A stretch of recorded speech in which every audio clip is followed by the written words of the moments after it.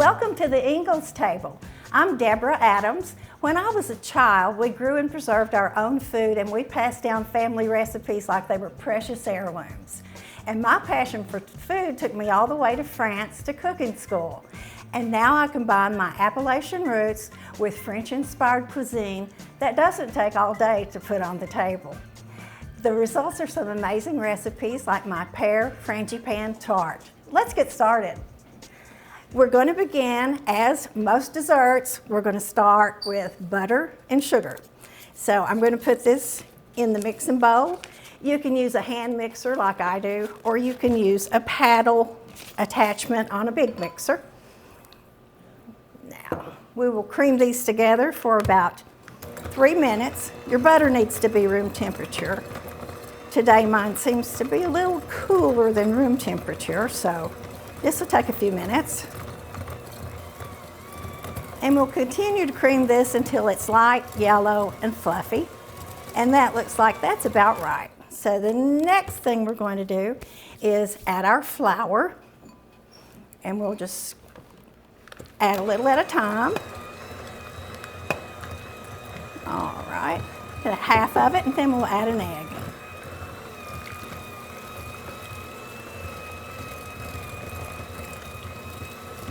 More flour.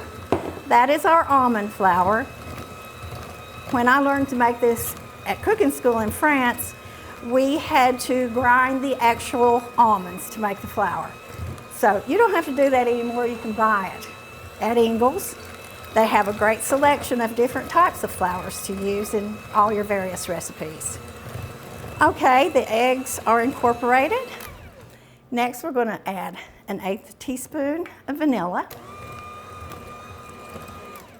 and about 1/4 cup of all-purpose flour. Okay. Let me scrape down the sides.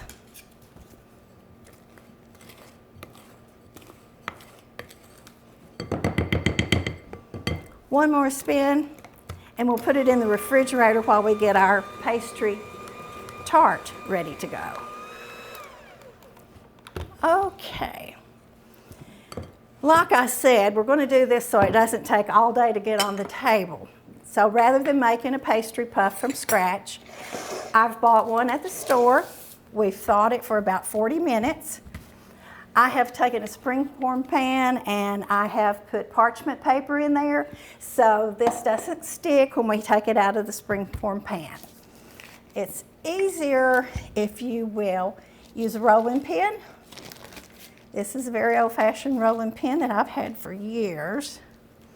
And you want to make sure that your crust comes up about 1 inch on all the way around the sides. So your frangipane will bake up nice and tall and fluffy, and you don't want it sticking to your pan.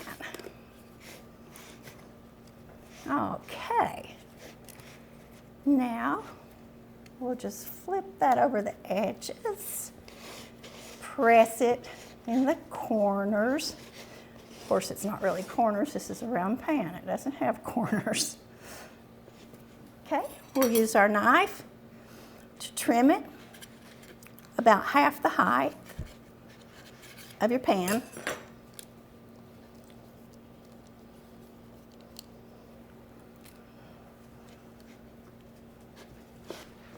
Now, a lot of people may think you need to blind bake this pie crust or this puff pastry, but since our filling is not a moist, fruity filling, it's not going to leak into the crust. So you can feel confident. Go ahead and bake this without a blind bake first.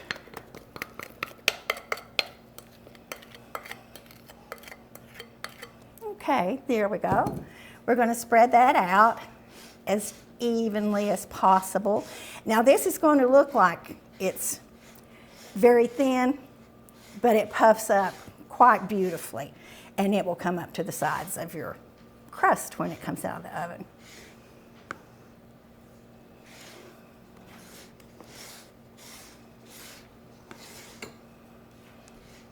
Okay, as you see, Our almond filling was very easy to take care of. And the next thing we're going to do is put our pears on top. Now, it's really a time saver if you don't have to go to the orchard and pick your pears, which we didn't. I bought these canned pear halves at Ingles, and they work perfectly. So we are going to put about 6 of these in a circle, and I'm going to cut through them a little bit, fan them out, and your frangipane is going to cook up around these, and it's going to be so pretty. Put your short end toward the center and just have them barely touch. And there we go. Oop, that one's a little crooked. Like I said, you're not really going to know if it's crooked or not once it cooks. But that is ready to go in the oven at 350.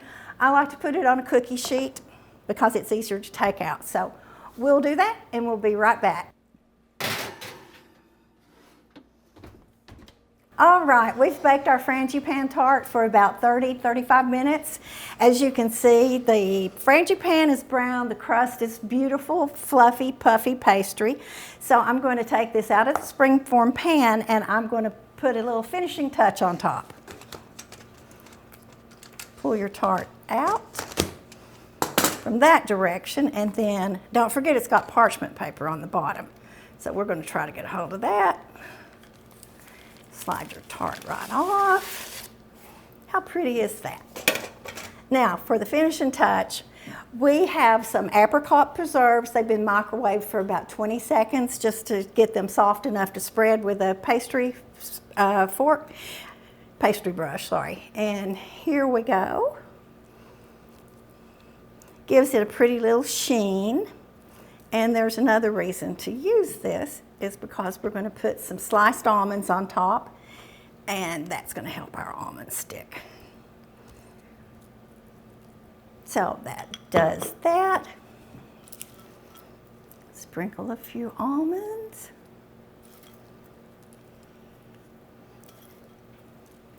And your pear frangipane is best served warm. So I hope you enjoy that.